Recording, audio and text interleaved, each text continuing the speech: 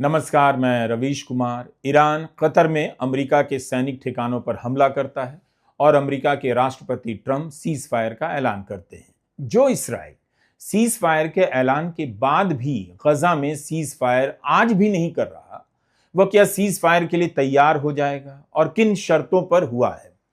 आप cease fire का नाम लेकर हेडलाइन पर कब्जा कर रहे हैं और उसी समय में गजा पर हमला सीज फायर की घोषणाओं का मजाक भी उड़ा रहा है।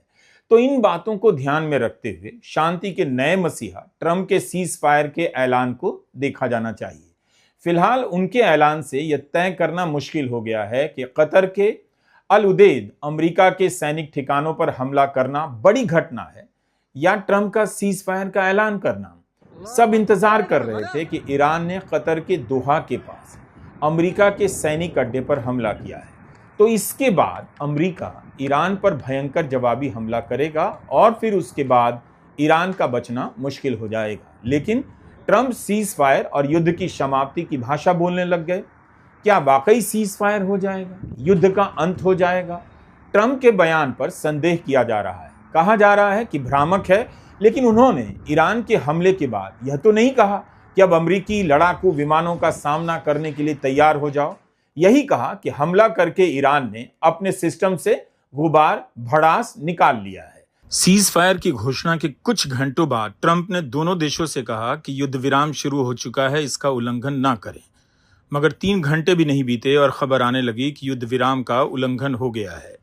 इसराइल ने आरोप लगाया कि ईरान द्वारा मिसाइलें दागी गईं जो हाइफा की तरफ आईं, इन्हें इंटरसेप्ट कर लिया गया है, मगर यह भी कहा कि इसराइल इस हमले का कड़ा जवाब देगा। दूसरी तरफ ईरान के विदेश मंत्री बयान दे चुके हैं कि हमने युद्ध विराम के शुरू होने से पहले के आखिरी मिनट तक हमला किया, यानी इसके बाद नहीं किया है। ट्रंप इस मामले में कमाल के लगते हैं। भारत और पाकिस्तान के बीच सीज फायर की घोषणा भी सबसे पहले उन्होंने की। अब ईरान इसराइल के बीच सीज फायर की घोषणा भी वही कर रहे हैं। दोनों देशों को बधाई दे रहे हैं कि इसराइल और ईरान इस बात को लेकर सहमत हो गए हैं कि पूर्ण रूप से सीज फायर होगा। अभी से 6 घंटे के बाद ईरान और इसराइल धीरे धीरे हमला कम करेंगे और 12 घंटे होते होते युद्ध को समाप्त मान लिया जाएगा। ईरान आधिकारिक रूप से युद्ध विराम शुरू करेगा और 24 घंटे के बाद 12 दिन की इस लड़ाई का आधिकारिक अंत हो जाएगा। दुनिया इसे सलाम करेगी। 12 घंटे में युद्ध विराम तो नहीं हुआ। ईरान और इसराइल एक दूसरे पर भीषण हमला कर रहे हैं, ऐसी खबरें आ रही हैं। लेकिन ट्रंप ने सीज फायर को लेकर 3 बार बयान दे दिया है। अपने दूसरे बयान में ट्रंप ने कहा है कि ईरान और इसराइल उनके पास युद्ध विराम के लिए आए थे। मंगलवार सुबह ट्रंप ने लिखा है, इसराइल और ईरान दोनों लगभग एक साथ मेरे पास आए और कहा कि उन्हें शांति चाहिए। मुझे तभी समझ आ गया कि अब समय आ गया है। दुनिया और मध्य पूर्व ही असली विजेता हैं। दोनों देशों को अपने भविष्य में अपार प्रेम, शांति और समृद्धि देखने को मिलेगी। उनके पास बहुत कुछ पाने को है, लेकिन अगर वे धर्म और सच्चाई के मार्ग से भटकते हैं तो बहुत कुछ खोने का भी खतरा है। इसराइल और ईरान का भविष्य असीमित है और संभावनाओं से भरा है। ईश्वर आप दोनों को आशीर्वाद दे। ईरान और इसराइल के बीच लगातार हमले के बीच युद्ध विराम का दावा, कहना कि दोनों उनके पास आए थे। क्या नेतन्याहू भी गए थे? ट्रंप के बयान को नाटकीयता भी प्रदान करता तो है, लेकिन विश्वसनीयता की चमक थोड़ी फीकी भी कर देता है। तब भी दोनों का अमेरिका के पास जाना बहुत कुछ जानने के लिए बेचैन करता है। ट्रंप के बयान दुनिया के बाकी नेताओं से अलग तो होते हैं। 6 घंटे में हमला कम होगा, 12 घंटे में सीज फायर होगा और 24 घंटे में युद्ध समाप्त हो जाएगा। कुछ लोगों को इस बात का भी संदेह है, कहीं ऐसा तो नहीं कि ईरान में सत्ता परिवर्तन हो चुका है। अगर ट्रंप ने ईरान और इसराइल दोनों को बधाई दी है तो इसका कुछ तो मतलब है। उन्होंने कहा है कि दोनों के धीरज, साहस और बुद्धिमत्ता की भी तारीफ होनी चाहिए। इस युद्ध का एक नाम भी दिया, 12 डेज वॉर, 12 दिनों का युद्ध जो वर्षों चल सकता था, पूरे मध्य पूर्व को नष्ट कर सकता था। लेकिन ऐसा नहीं हुआ और ऐसा कभी नहीं होगा। ईश्वर इसराइल का भला करे, ईश्वर ईरान का भला करे, मध्य पूर्व का भला करे, ईश्वर अमेरिका का भला करे और ईश्वर दुनिया का भी भला करे। वरिष्ठ अधिकारियों का बयान छप रहा है कि युद्ध विराम से जुड़ा कोई संदेश नहीं मिला है। ईरान के विदेश मंत्री अब्बास अराकाची ने सार्वजनिक तौर पर कह दिया उन्हें किसी समझौते की जानकारी नहीं, ऐसा कोई समझौता नहीं हुआ है। लेकिन अगर ईरान पर अवैध हमला करने वाला इस्राएली रिजीम तेहरान के समय सुबह 4 बजे तक हमला रोक देता है तो हमारा भी उसके बाद जवाबी कार्रवाई करने का कोई इरादा नहीं। हम अपने सैनिक ऑपरेशन रोकने के बारे में अंतिम फैसला बाद में लेंगे। यह एक बहुत बड़ा बदलाव है। अराकाची ने जरूर कहा कि ऐसा कोई समझौता नहीं हुआ है, लेकिन उन्होंने इस शर्त पर जवाबी हमला रोकने की बात तो की कि अगर इजराइल रुक जाएगा तो हम भी रुक जाएंगे। ईरान पहले से यह बात कह रहा है। ईरान के सुप्रीम लीडर ने कहा था कि हमें थोपी हुई शांति भी मंजूर नहीं और थोपा हुआ युद्ध भी स्वीकार्य नहीं। आपको यह भी याद रखना चाहिए कि जब ट्रंप ने बिना शर्त सरेंडर की बात कही, तब ईरान ने साफ साफ कह दिया सरेंडर नहीं करेंगे। अमेरिका की धमकी का उन पर कोई असर नहीं पड़ेगा। लेकिन ये जनाब क्यों चुप हैं? 21 जून की रात जब अमेरिका ने ईरान पर बम गिराया, तब तो ट्रंप की तारीफ में कसीदे कसने लग गए। क्या क्या नहीं कहा नेतन्याहू ने, प्रार्थना करने चले गए और ट्रंप और अमेरिका की रक्षा के लिए दुआ मांगने लगे। साहसिक फैसले के लिए ट्रंप को धन्यवाद किया, कहा इससे इतिहास बदल जाएगा। अमेरिका ने ऐसा किया है जो कोई देश नहीं कर सकता। अब नेतन्याहू क्यों नहीं बोल पा रहे? कम से कम 12-14 घंटे तक आवाज तो नहीं निकली कि ट्रंप ने सीज फायर कराकर ऐसा कर दिया जो कोई देश या नेता नहीं कर सकता था। 21 जून की बमबारी के बाद नेतन्याहू ने यही कहा था ना कि वे और ट्रंप दोनों मानते हैं कि शक्ति से ही शांति आती है। तो इस बार किसकी शक्ति से शांति आ रही है और किसकी शक्ति कमजोर पड़ने से शांति आ रही है? ईरान की शक्ति से या अमेरिका की शक्ति से या इस्राएल की शक्ति के कमजोर पड़ने से? क्या ट्रंप ने नेतन्याहू को फंसा दिया या उनके राजनीतिक भविष्य को चमका दिया? ट्रंप अपने सोशल मीडिया पर शक्ति से शांति का पोस्टर डाल रहे हैं। युद्ध विराम का ऐलान उन्होंने पहले किया, ठीक भारत और पाकिस्तान के बीच सीज फायर की तरफ। तो क्या अब नेतन्याहू ट्रंप की तारीफ करेंगे सीज फायर के स्वागत में या खंडन में? इस्राएल का तुरंत बयान क्यों नहीं आया? 12 घंटे में ट्रंप का 3 बार बयान आ गया।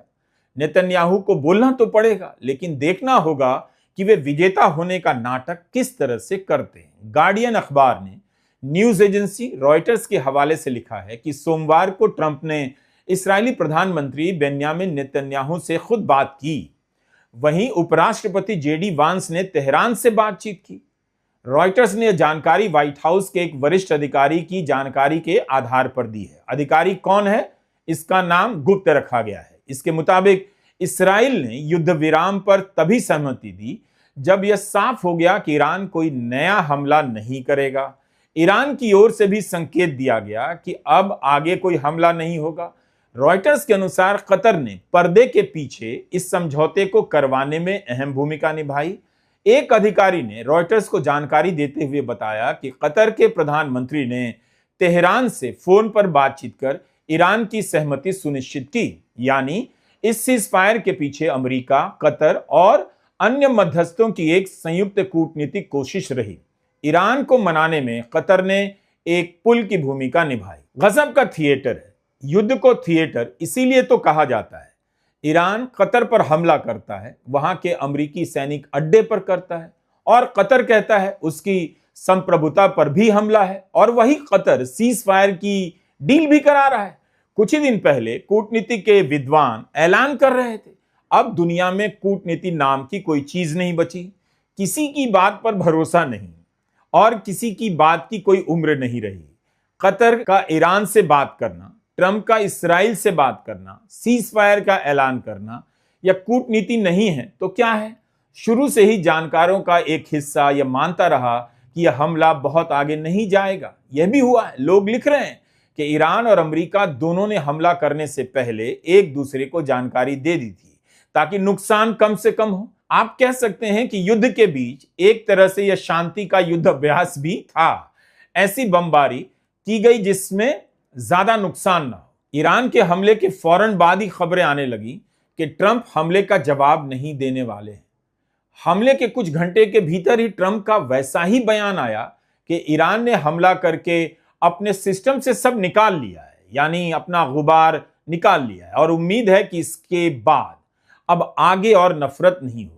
जिस तेजी से ट्रंप ने ईरान के हमले पर जवाब नहीं देने की घोषणा की कि हम कोई हमला नहीं करेंगे, उसे देखकर एक थ्योरी यह चल रही है कि मुमकिन है कि पहले से ही ट्रंप का यह प्लान रहा हो कि ऐसा हमला करें जिससे इस टकराव को रोका जा सके। जिन 3 परमाणु ठिकानों पर अमेरिका ने हमला किया है, उनमें से 2 पर इस्राइल पहले भी हमला कर चुका था, और सैटेलाइट तस्वीरों के आधार पर रिपोर्ट हो रही है कि ईरान ने पहले ही फोर्डो को खाली करा लिया था। अब तो सैटेलाइट तस्वीरें दिखा रही हैं, इस बात पर भी उन तस्वीरों को दिखाकर सवाल उठाया जा रहा है कि क्या अमेरिका ने ईरान पर उतना घातक हमला किया भी था या नहीं। कुछ लोग लिख रहे हैं कि ईरान पर मामूली हमला करके ट्रंप ने नेतन्याहू के दबाव से खुद को मुक्त कर लिया।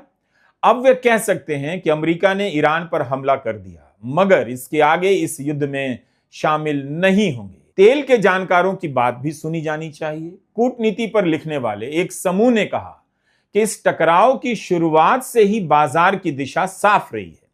अगर तीसरे विश्व युद्ध की आशंका होती तो तेल का दाम $130 से ऊपर गया होता और S&P इंडेक्स 30% नीचे, लेकिन इसका ठीक उल्टा हो रहा है। भारत का बाजार भी खुलते ही 800 अंक ऊपर चला गया। कुल मिलाकर बाजार में तबाही तो नहीं देखी जा रही है। ईरान ने कहा था कि थोपी हुई शांति, थोपा हुआ युद्ध स्वीकार नहीं, तो नेतन्याहू के लिए यह सीज फायर क्या है?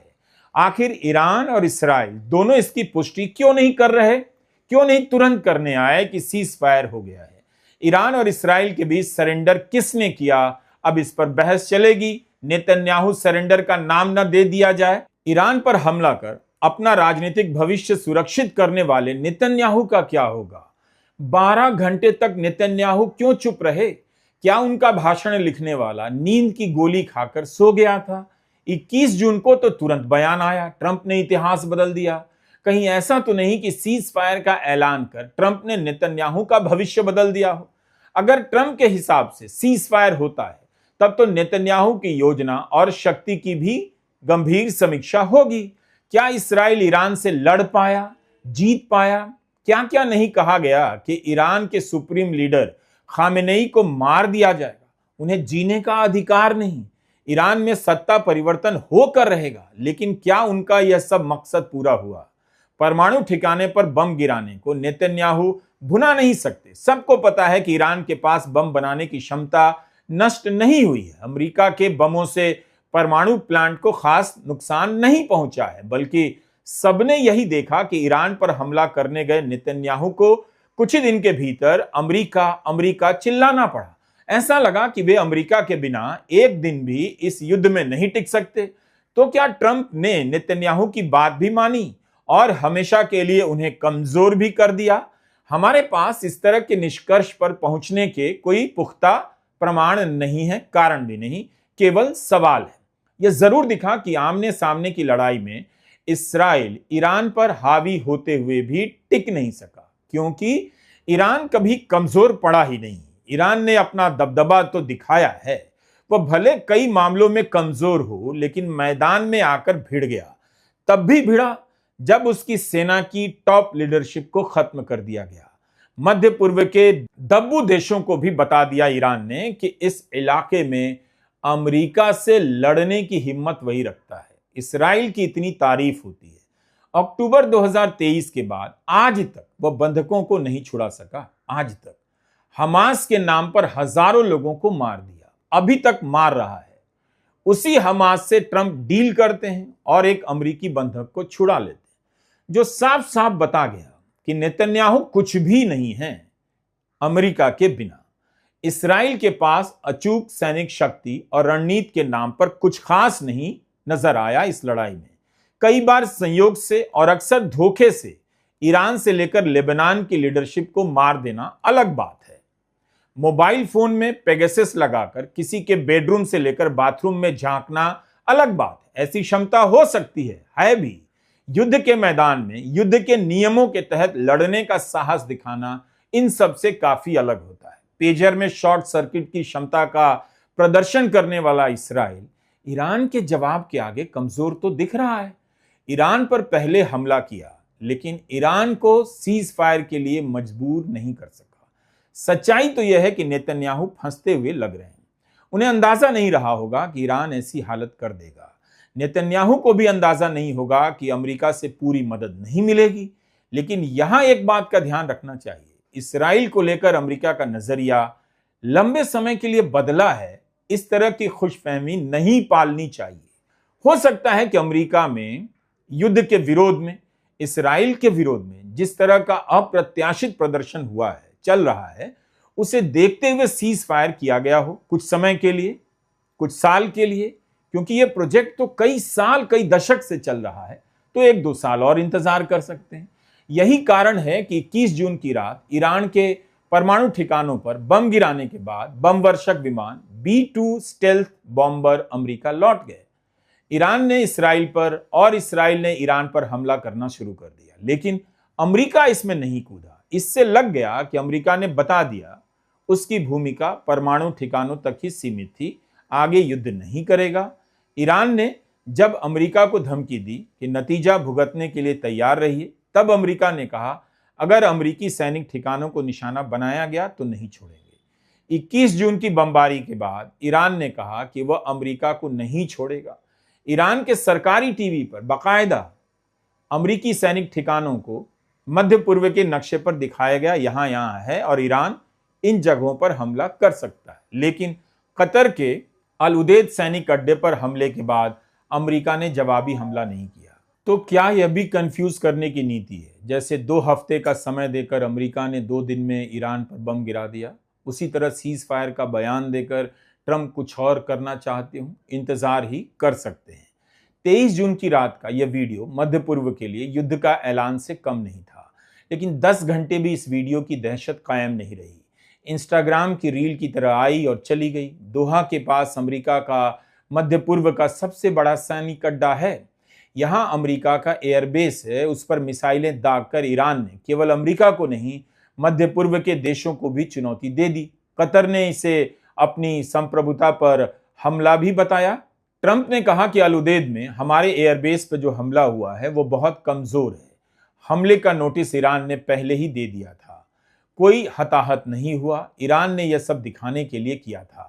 मैं कतर के अमीर पर इलाके में शांति प्रयासों की तारीफ करना चाहता हूं। 2020 में जब इराक दौरे पर गए ईरान के सेना के कमांडर कासिम सुलेमानी की अमेरिकी ड्रोन द्वारा बगदाद में हत्या कर दी गई थी, तब जवाब में ईरान ने ऑपरेशन शहीद सुलेमानी शुरू किया और इराक में अमेरिका के सैनिक अड्डे पर हमला किया। 2020 से तुलना करके कई लोग लिख रहे हैं कि इस हमले के बाद मुमकिन है सब शांत हो जाए। अमेरिका और ईरान दोनों एक एक राउंड फायर कर हमला रोक दें। यही 2020 में भी हुआ था और इस बार भी हो सकता है। लोगों की यह बात करीब करीब सही साबित हुई। ईरान के हमले के बाद अमेरिकी मीडिया में रिपोर्ट होने लगा कि ट्रंप इस हमले का जवाब नहीं देना चाहते। तुरंत ही उस समय कुछ लोग फिर भी यह सवाल कर रहे थे कि ट्रंप हमले का जवाब नहीं देंगे तो युद्ध का अंत हो जाएगा, क्योंकि उनका मानना है कि इस मामले में एक तीसरा भी है जिस पर अब भरोसा नहीं किया जा सकता, और वो है इसराइल। ऐसे भी लोग थे जो कह रहे थे कि ईरान ने कतर पर हमला कर बड़ा खतरा मोल लिया है। अमेरिका ईरान को मिट्टी में मिला देगा, उन्हें काफी जल्दी झटका मिल गया होगा। ट्रंप तो कह रहे हैं हमला करने के पहले ईरान ने बता दिया, हमला बहुत कमजोर भी था, यानी उन्होंने उकसाने पर भी भड़कने से इनकार कर दिया। ईरान के हमले के बाद देर रात न्यूयॉर्क टाइम्स ने रिपोर्ट कर दिया था कि ईरान ने कतर को हमले से पहले ही हमले की जानकारी दे दी थी, शायद यह सोचकर कि जान का नुकसान कम से कम हो और हमला होने के बाद भी दोनों देशों को पीछे लौटने का मौका मिले। इस पर पत्रकार ग्लेन ग्रीनवॉल्ड ने ट्वीट किया कि ईरान को अनियंत्रित आत्मघाती कल्ट कहा जाता है, मगर इस देश ने बार बार संयम दिखाया, व्यवहारिकता दिखाई और ऐसे कदम उठाए जो उनके हित में हैं और तार्किक भी। सवाल इनसे भी है कि मिला क्या? अरबों रुपए का बम गिराकर फोर्डो की परमाणु साइट नष्ट तो नहीं हुई? ट्रंप ने संवर्धित यूरेनियम को नहीं खत्म किया? यह भी पूछा जा रहा है कि जब आप बम से हमला करने गए तो एक न्यूक्लियर साइट पर मिसाइल से क्यों हमला किया?